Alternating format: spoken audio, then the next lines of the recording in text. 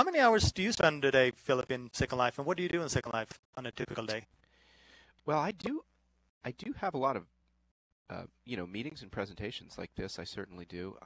We do a large number of internal meetings in Second Life. In fact, we have this conference room which we call Virtual Isabel. I'm sure we've blogged about this or sent pictures around, but one of the neat things we did was we really meticulously reproduced one of our main meeting rooms here in San Francisco, which is a meeting room that many people that work for the company, of course, we're big enough now that some of them have never been here, but many people who've been in the company have actually been here in what we call the Battery Lab in San Francisco. And so we reproduce this large meeting room exactly in Second Life, and then we do this multi-modal thing that's always on, where if you walk into that meeting room in Second Life, you can just see right into the meeting room, live video in San Francisco, and vice versa.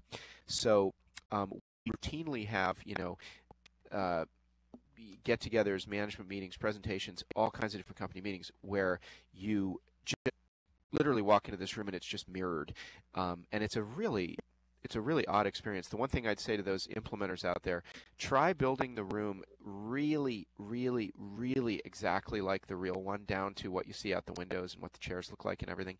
The more realistic you make the virtual copy of the meeting room, if it's a meeting room that's people are familiar with, the more comfortable it is, because it's literally just like walking into that meeting room and sitting down in a chair. So I think that is something that is really, really helpful. It's an interesting direction that people are going to start going in, I think, with these meeting rooms, as well as the kind of always on. The other thing we did is we used an audio bridge. If you email me about this, I could give you the exact technology.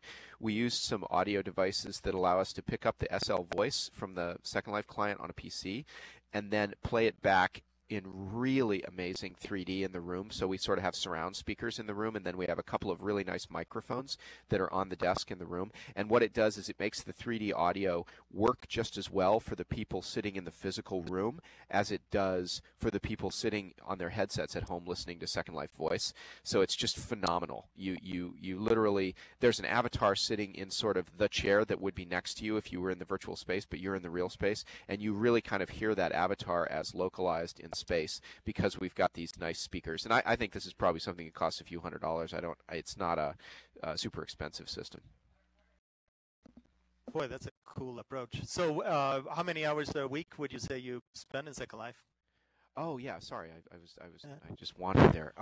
I'd say that I spend an hour or so a day at the most right now. I still spend a lot of my time working and thinking and talking outside of Second Life. Personally, as a as an inventor and obviously as someone who is deeply in love with the idea of Second Life enough to stop everything and start building it myself.